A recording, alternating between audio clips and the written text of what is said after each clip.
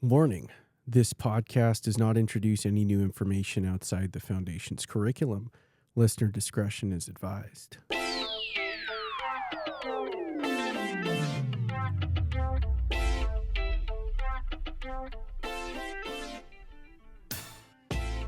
Hey there, Central Liners. Welcome to a new episode of Real Doctors, Real Friends, the official podcast of Foundations of Medicine. I'm your host, Shireen, along with my partner in medical education, Roshan. Hi, everyone. Congratulations on completing week 8 of Foundations. This week, we dove headfirst into immunology, which is hugely relevant across many disciplines in medicine. Immunology, as a scientific discipline, is built upon two foundational discoveries: the recognition of phagocytosis performed by cells and the neutralization of bacterial toxins by antibodies. These discoveries cemented the concepts of innate immunity mediated by cells and antigen-specific acquired immunity mediated by humoral factors. Understanding the differences between these two systems is crucial. The innate response is immediate, responding in minutes to hours, but it only sees general patterns and has no memory. In contrast, the adaptive immune system, which involves B and T lymphocytes, takes days to become fully effective, but it is a highly specific mechanism and maintains memory, leading to a faster and greater magnitude response upon secondary exposure. It's easy for us to get lost in the cascades, but a solid understanding of immune processes clearly has relevance in many patient encounters. We know that immune dysfunction is a major underlying factor in many conditions, including asthma, allergies, autoimmune conditions, and even different types of cancer. And the applications are constantly emerging. Immune processes are now linked to conditions previously thought separate from immune function, such as mood disorders and cardiovascular conditions like hypertension. We even see altered metabolism, such as in obesity, which is increasingly considered a state of chronic low-grade inflammation. This foundational content is key to understanding everything from organ transplantation to developing new therapeutic strategies. And speaking of different strategies and different approaches, this week's case, Supermom story, really put the spotlight on the communicator role in clinical practice, especially when dealing with vaccine hesitancy. The core of the communicator role, again, is the patient-centered communication. Absolutely. In the case, the preceptor responded to the mother's refusal by using a non-judgmental tone and empathetic approach, and asking the mother to explain her reasoning. This mirrors the necessity of gathering information about a patient's beliefs and concerns, which is fundamental to the communicator role. We saw how essential tools like the ask, tell, ask model are here. That model provides a structured approach. First of all, ask. Start with open-ended questions to evaluate the patient's knowledge and dig deeper into their specific concerns. We must listen carefully and avoid giving premature reassurance, which can make a patient feel ignored. Tell. Offer a clear medical recommendation and provide evidence-based facts tailored to the patient's concerns in short, simple chunks. No more than 3 pieces of information at a time while avoiding medical jargon. We should be honest about side effects, but frame the message positively. For example, emphasizing that 99 out of 100 people experience no side effects. Ask. Again, conclude by asking if they understood, which gives us an opportunity to address any misunderstandings. And I think it's really important for us to recognize, as we talked about in the vaccine hesitancy panel, that especially in primary care settings where people are coming in for preventative health purposes, the ask-tell model is important, but having a presumptive approach is first and foremost the way to approach vaccines and vaccine conversations. Mm-hmm. This case also tied directly into the ethical framework for Principlism. This framework uses 4 core obligations to guide medical practice: respect for autonomy, beneficence, nonmaleficence, and justice. For vaccination, these principles often come into conflict. Respect for autonomy, for instance, requires the patient to have adequate disclosure, understanding, and voluntariness in their decision. The clinician has a positive obligation to appropriately inform and support the patient's decision-making. Nonmaleficence, or the duty to avoid harm, is addressed by explaining that serious side effects from immunization are rare, but they can still occur, even though it's extremely, extremely unlikely. Justice, lastly but not least, demands fair and appropriate distribution of benefits and burdens. and it supports the idea that individuals have a moral obligation to contribute to herd immunity. Now, while vaccine hesitancy is often the focus, we must recognize that many challenges are structural, especially for marginalized communities. In Canada, racialized and Indigenous peoples experience structural and systemic inequalities that contribute to susceptibility to disease and restrict access to vaccines, even when they're eager to get vaccinated. A major study identified 3 types of barriers in the context of the COVID-19 vaccine rollout. Primarily information barriers. Messaging often requires certain resources, such as English or French language skills and health literacy, and frequently contains unfamiliar medical terminology, example, adverse effects, antigens. Many recommend using simple language and providing translations, including in Indigenous languages. Secondly, booking procedure barriers. Many people, especially those who come from low-income or linguistic minorities, struggled with technology requirements, computers and phones, and the need for required identification like provincial health cards, which excluded those with precarious immigration status. Lastly, vaccination site barriers. Logistics were difficult due to geographical inconvenience. Participants also raised concerns about the presence of security of vaccination sites, particularly for those with prior negative experience or discrimination by authorities. Solutions proposed included moving to culturally appropriate sites that might minimize security presence and utilize mobile vaccination outreach. We see this play out in Alberta's fall immunization program. While highest at-risk Albertans, including healthcare workers and those with immunocompromising conditions, receive the vaccine free of charge, so in the Phase 1 rollout, Phase 2 includes all other Albertans, but a $100 administrative fee may apply for those not considered highest risk. This highlights the ongoing tension between public health goals and ensuring equitable access based on the principle of justice. Now, before we close out, let's check in on last week's debate. Does Halloween require the full shebang, or is actually less more? Well, the central liners have spoken. 72% of our listeners think Halloween should be all out with a complex, multi-dimensional assessment to provide a care plan for trick-or-treaters that truly meets their needs. Then we had 29% whose joy is sparked by a minimalist approach, relying on simple metrics to get the job done. Well, our second poll asked about advocacy and asked students to pick between being hands-on like a plumber or more big picture like an architect. It was a much closer call, with 47% being more interested in immediate intervention and 53% vying for more systemic change to help our patients. Now, Roshan, we've spent the week discussing the complexity of patient-centered communication, empathy, and burnout, all of which relate to the intense pressure clinicians face. This leads us to our next test of friendship. So lay it on me. Well, we know that burnout is defined as a psychological syndrome of emotional exhaustion, depersonalization, and reduced personal accomplishment. It's caused by systemic factors like inefficient work processes and excessive workloads. Since we've all successfully finished our 8th week of Foundations, what is one non-pharmacological practical action that medical students or physicians in practice can focus on to actively combat the systemic causes of burnout rather than just the symptoms? Oh, I think it's hard to pick up on even one non-pharmacological practical action. It's interesting, non-pharmacological, so nothing medication-based, because a lot of people do actually move to something medication-based to try to combat burnout eventually. So it is good that we're highlighting that, because that is a common thing that we see actually in practice a little bit later on.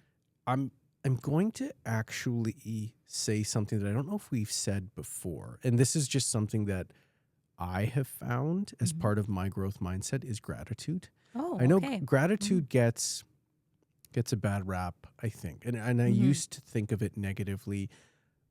Let me give it some context. I used to think that gratitude was a cliched sort of response to a cliched and inadequate response to systemic issues, that it ultimately falls on the individual Right. to express gratitude Mm-hmm. for all the positive things that are happening. Mhm. So kind of the positive, feel good Mm-hmm.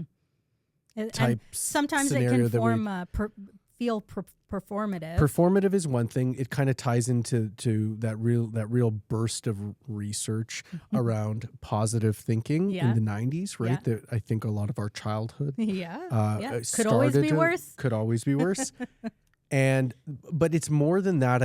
We used to be told this in residency to improve our resilience. Mhm. And I always fought back with it, saying, well, there's so many systemic barriers in place. Why should I be the one expressing gratitude? Mhm. And what I did find that it was helpful for was taking an opportunity to reflect on what has gone well Mhm. so far, and mainly reflecting on what's gone well and being thankful for that. You can build on your strengths Yeah. to address sort of that initial signs of burnout. Mm-hmm. So I've actually started doing that. Yeah. Whether it's easy to do that when you're starting off is harder because of a lot of the, I guess, hidden culture and hidden curriculum issues that are there, especially when you start medical school. So many students find it hard Mm-hmm. to express gratitude when they feel like they have to keep up with their classmates and feel like they're not good enough. Mm-hmm. But expressing gratitude, thinking about what you're grateful for, not just what you've achieved, Yeah. but who you've become Okay. and what you've obtained or learned. Mm-hmm. I've always felt that I've been able to learn things through my life. Mm-hmm. And only recently, though, have I started to express gratitude and feel like it's actually a way to combat burnout or those initial phases. So it is something that has become part of my repertoire. Yeah. Well, so would you say that a gratitude practice, do you think it's possible that we're ignoring really big problems? So, we're focusing on the gratitude part and what we're thankful for and what went right. Is that ignoring problems, or is that maybe putting us in a better position to think of solutions to address those? I think if it's from the standpoint of a growth mindset, Mm-hmm. as well as recognizing and not ignoring that these systemic barriers exist. Yeah. I think so much of what we talk about in medical school ends up being contrived. I had a lovely student from the Central Liners who came to talk about their experiences around how a lot of the cases that we have in pre-clerkship are extremely contrived and don't necessarily speak to the real world nature that we see, and how that can so complex and how that can actually undo a lot of the efforts that we're trying to accomplish. Yeah. And so I don't want to minimize those systemic issues, as I've hopefully tried to make clear throughout all our conversations with the PERMS curriculum, even the stories of the week, that these systemic issues exist and we don't want to hide them. I think I'm just speaking from a personal standpoint as somebody who wasn't a convert and is now recognizing the value of gratitude in the context of sort of this understanding of the systemic barriers. I think if you're not aware of the systemic barriers, gratitude, just engaging in gratitude, ends up being almost like a self-flagellating sort of exercise where you're just, it sort of turns into that, or it could turn into that, where it's this sort of cycle of something goes bad, then I'm just sort of that positive reinforcement piece, which I'm going to say for some people it's valuable. So I don't want to dissuade people from gratitude. Expressing gratitude, we talk about it in family medicine, we talk about it with our patients. It has value. Yeah. But I think if I've spent my whole life thinking about the systemic barriers. I think now that I'm actually starting to think more about gratitude, it's actually been very valuable in the context of a growth mindset. Okay. Yeah. How about, talking it out with colleagues, not necessarily clinicians? Like you and I have great conversations, and sometimes I feel commiseration can be really healing. It is. And part of that growth mindset, that you're not alone. You're not alone. I think that is a great non-pharmacological approach. Yeah. I think the challenge for medical students oftentimes with the peer support when it comes to burnout is that everyone experiences it a different way. Yeah. So it's hard to recognize it even if you're listening to it. Right. It's not to say there's not enough life experience. But for a lot of people entering medical school, this might be really the first big sort of career that they're exploring. Mm-hmm. And it's hard to think about what burnout actually looks like, Yeah. even though it's happening. Yeah. Right? Even though that it's very well happening, it's hard to see that. Yeah. Yeah. So I do think the group part is important, but I do think some reflection on gratitude and thinking about your process and your path Yeah. before here can be extremely helpful. But yes, the group effort piece is an important piece. Yeah. Yeah. Yeah. I know that helps me a lot. And sometimes there are experiences that may really hurt. They may be really impactful, and I might not be ready to talk about it for a while. And then eventually it's something that I can share, and not only share it in terms of sharing that experience with someone else and helping to support them in that way, but also to laugh at it. I think that part is incredibly valuable. To know that somebody can commiserate with you, laugh at it with you, that is valuable. Yeah. And it actually, there's some empathy that goes in there. There's some connection. We talked about clinical empathy in the story of the week today. I think that is a great way to form connection with your colleagues. Yeah. Yeah. And it truly is healing. Like It I can is say healing. that from experience. And that we can both speak to from experience. Yeah, and it really does give you confidence going Yes, forward. it does. And it helps you feel secure in your work, confident in your approaches, and helps you to be vulnerable in a good way. So in a way that shows people you're comfortable in your skin, you're trying to figure it out like everybody else. Things have happened to you too, and you've survived. Right? Yes. As long as that connection is genuine. That's which true, you and I have. Yeah. But sometimes in medical school, it's hard to know whether or not those connections so are you got to genuine. test it out. Got to test it out. So what about eating candy to combat burnout? I mean, candy can bring joy, a surge of glucose. And since we're creeping ever so close to Halloween, we can ask our listeners whether candy corn and molasses toffees are socially acceptable treats to give out or even receive and consume. So yes or no? Yeah, yes or no. For me, For you. it's tough. Are you going to be like Garrett from Superstore? Garrett. I mean, I don't know if I would be addicted to eating candy corn. What did he say? It's like a birthday candle. Oh man, I gotta find the quote. They are kind of waxy. They like are eating a candle, but better. Eating a candle, but better. Eating a birthday candle, but better. Yeah. I don't know. So is it a yes or a no? Sorry. It's hard. It's for hard. me. I'll give it a chance. You give it a chance? If it is the only candy that I have access to, I might eat it. So this is actually a somewhat a true test of friendship because I am more likely to eat it. Really? Oh, especially candy corn. The molasses ones, those ones are a little bit trickier. Yeah. And they have a really bad connotation. They always told us that those were the worst when we were growing up. So those are the ones with the Halloween, the old, like the wrappers. The old-timey wrapper. Old-timey wrappers. With like the orange and it's got like bats and ghosts on it. Yeah. That we were always told those were the worst ones. But the candy corn, and I mean Community, the TV show also talks about candy corn. Yeah. I'd have to say that if I'd actually prioritize it over some other candies. No. Yes. Like over what kind of candy? Oh man, if you had to put me on the spot, what other candies? Some chocolates, honestly. I'd prefer it. What chocolates would I not want? Aero? I was just going to say Score? Aero. Oh, no. Score I love. Score is good. But Aero, I think Aero, the problem was I never knew that you actually had to just leave it in your mouth. Nobody ever told me that because that's much better. But you even didn't then, want to let it melt? you just let it melt. What else do we usually get on Halloween What about like lollipops? Tootsie Rolls. I love Tootsie Rolls. I don't know if it's worth it. I purposely buy Tootsie Rolls. Oh, and now they have fruit ones too. Got the chocolate ones. Oh my God. Did I just make you sick? Oh my God. Fruit ones?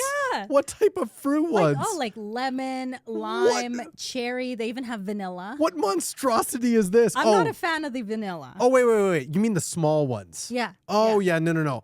Fine. I have had those. They're good. They're good. Not as good as a Starburst.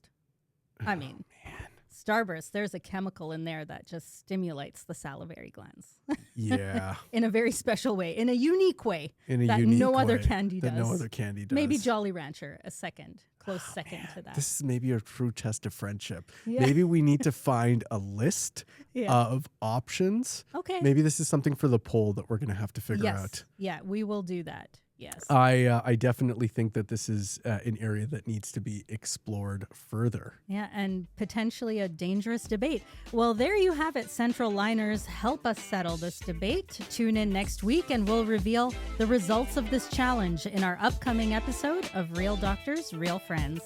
Have a great weekend, Central Liners, and congratulations on completing week 8 of Foundations. Take care, everyone.